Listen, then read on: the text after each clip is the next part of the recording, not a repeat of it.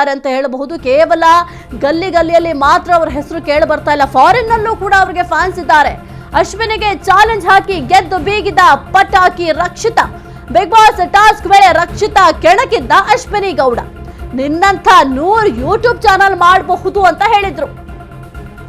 ನನ್ನ ವಯಸ್ಸಿಗೆ 100 ಸಿನಿಮಾ ಮಾಡಿ ನೀನ್ ತೋರ್ಸು, ಇದೇ ನಿನಗೆ ಚಾಲೆಂಜ್ ಎಂದಿದ್ದ ಅಶ್ವಿನಿ ಗೌಡ. ಅಶ್ವಿನಿ ಗೌಡ ಸವಾಲು ಸ್ಟಾರ್ಟ್ ನಲ್ಲಿಯೇ ಸ್ವೀಕರಿಸಿದ್ದ ರಕ್ಷಿತಾ. ಆರ್ಭಟಿಸ್ತಾ ಇದ್ದ ಅಶ್ವಿನಿಗೆ ಅಲ್ಲೇ ರಕ್ಷಿತಾ ಕೌಂಟರ್ ಕೊಟ್ಟಿದ್ರು. ಇನ್ನೋಸೆಂಟ್ಗೆ ನಾನು ಇನ್ನೋಸೆಂಟ್, ರಾಕ್ಷಸಿಗೆ ನಾನು ರಾಕ್ಷಸಿ ಅಂತ ಹೇಳಿದ್ರು. ನಿಮ್ಮನ್ನ ಮನೆ ಕಳುಹಿಸಿಯೇ ನಾನು ಹೋಗೋದು ಅಂತ ಕೂಡ ಹೇಳಿದ್ರು. ಅಶ್ವಿನಿ ಗೌಡಗೆ ಹಾಕಿದ್ದ ಸವಾಲ್ ಗೆದ್ದು ಬೀಗಿದ ರಕ್ಷಿತಾ.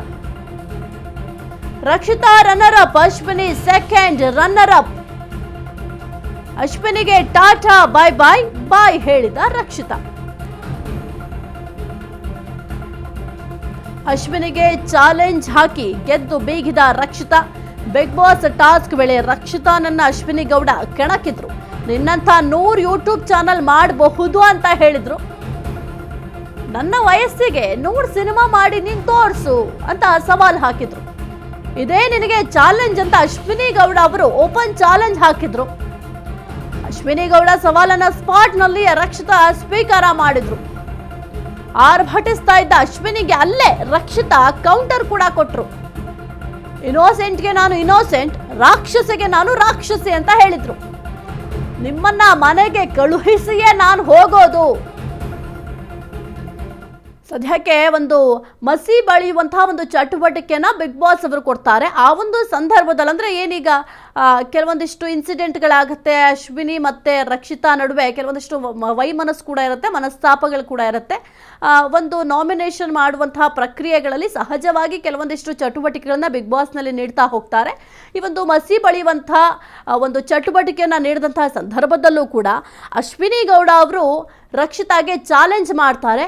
ಒಂದು ಯೂಟ್ಯೂಬ್ ಚಾನಲ್ ಮಾಡ್ಕೊಂಡು ಬರೋದು ದೊಡ್ಡ ವಿಚಾರ ಅಲ್ಲ, ನಿಂತರ ನಾನು 100 ಯೂಟ್ಯೂಬ್ ಚಾನಲ್ ಅನ್ನ ಮಾಡ್ತೀನಿ ಅಂತ ಹೇಳಿದ್ರು. ಸಿನಿಮಾನ ಇದೇ ವೇದಿಕೆಯಲ್ಲಿ ಹೇಳ್ತಾ ಇದ್ದೀನಿ, ನನ್ನ ವಯಸ್ಸಿಗೆ 39-40 ವರ್ಷಕ್ಕೆ ನೀನ್ 100 ಸಿನಿಮಾ ನೀನ್ ಮಾಡ್ಬಿಡು, ನಿನಗಿದೆ ಚಾಲೆಂಜ್. ಇನ್ನೋಸೆಂಟ್ಗೆ ನಾನು ಇನ್ನೋಸೆಂಟ್, ರಾಕ್ಷಸಿಗೆ ನಾನು ರಾಕ್ಷಸೇ ಆಗ್ತೀನಿ. ಓಕೆ,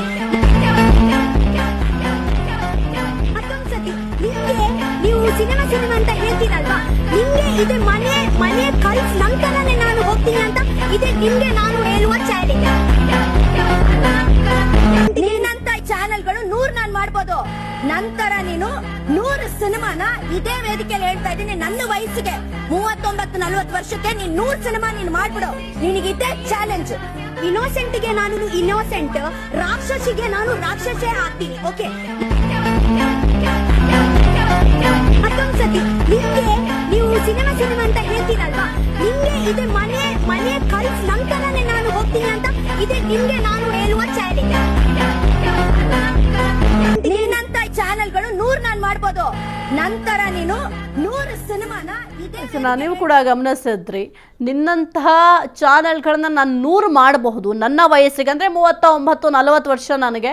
ನನ್ನ ವಯಸ್ಸಿಗೆ ನೀನು 100 ಸಿನಿಮಾ ಮಾಡಿ ತೋರಿಸು, ಇದೇ ವೇದಿಕೆಯಲ್ಲಿ ನಾನು ಹೇಳ್ತಾ ಇದ್ದೀನಿ, ನಿನಗಾದ್ರೆ 100 ಸಿನಿಮಾ ಮಾಡಿ ತೋರಿಸು ಅಂತ ಸವಾಲನ್ನು ಹಾಕ್ತಾರೆ ಅಶ್ವಿನಿ ಗೌಡ. ಆ ಒಂದು ಸಂದರ್ಭದಲ್ಲಿ ಸ್ಪಾಟ್ನಲ್ಲಿ ರಕ್ಷಿತಾ ಹೇಳ್ತಾರೆ, ಈ ಒಂದು ಸವಾಲಿಗೆ ನಾನು ಒಪ್ಕೊಳ್ತೀನಿ. ಮುಖ್ಯವಾಗಿ ಈಗ ನೀವು ಹೇಳ್ತಾ ಇದ್ದೀರ 100 ಸಿನಿಮಾ ಮಾಡಿ ತೋರಿಸು ಅಂತ, ನಿಮ್ಮನ್ನು ಮನೆ ಕಳಿಸೇ ನಾನು ಹೋಗೋದು ಅಂತ ಕೂಡ ಹೇಳ್ತಾರೆ. ಈಗ ಅದೇ ರೀತಿ ಆಯಿತು. ಅಶ್ವಿನಿ ಗೌಡ ಮನೆಗೆ ಹೋದ ನಂತರ ರಕ್ಷಿತಾ ಈಗ ರನ್ನರ್ ಅಪ್ ಆಗಿರೋದು. First runner up Ashwini Gowda, first runner up Rakshita, second runner up ಈಗ ಅಶ್ವಿನಿ ಗೌಡ. ಹಾಗಾದ್ರೆ ಈಗ ರಕ್ಷಿತಾ ಹೇಳಿದ ರೀತಿಯಲ್ಲೇ ಈಗ ಅಶ್ವಿನಿ ಗೌಡನನ್ನ ಮನೆಗೆ ಕಳಿಸೇ ಅವ್ರು ಹೋಗಿದ್ದು. ಆ ಒಂದು ಸವಾಲನ್ನು ಸ್ವೀಕಾರ ಮಾಡಿದ್ರು. ನಾನು ಇನ್ನೋಸೆಂಟ್ಗೆ ಇನ್ನೋಸೆಂಟ್ ಆಗಿಯೇ ಇರ್ತೀನಿ, ನಾನು ರಾಕ್ಷಸಿಗೆ ರಾಕ್ಷಸಿಯ ರೀತಿಯಲ್ಲೇ ಆಡ್ತೀನಿ, ರಾಕ್ಷಸಿಯ ರೀತಿಯಲ್ಲೇ ವರ್ತಿಸ್ತೀನಿ, ನಿಮ್ಮನ್ನ ಮನೆ ಕಳಿಸೇ ನಾನು ಹೋಗ್ತೀನಿ ಅಂತ ಸವಾಲು ಹಾಕಿದ್ರು. ಅದೇ ರೀತಿಯಲ್ಲಿ ಈಗ ಅಶ್ವಿನಿ ಗೌಡ ಮನೆಗೆ ಹೋದ ನಂತರ ರಕ್ಷಿತಾ ಹೋದಂಗಾಯ್ತು. ಈಗ ಈ ಒಂದು ಜಟಾಪಟಿ ಅಥವಾ ಈ ಒಂದು ಸವಾಲ್ನಲ್ಲಿ ರಕ್ಷಿತಾ ಈಗ ಗೆಲುವನ್ನ ಸಾಧಿಸಿದಂತಾಯ್ತು. ಅಶ್ವಿನಿ ಗೌಡ ಮನೆಗೆ ಹೋದ ನಂತರ ರಕ್ಷಿತಾ ಈಗ ಹೋದ್ರು. ಅಂದ್ರೆ ಫಸ್ಟ್ ರನ್ನರ್ ಅಪ್ ಆಗಿ ರಕ್ಷಿತಾ ಫಸ್ಟ್ ರನ್ನರ್ ಅಪ್ ಆದ್ರೆ second runner up Ashwini Gowda.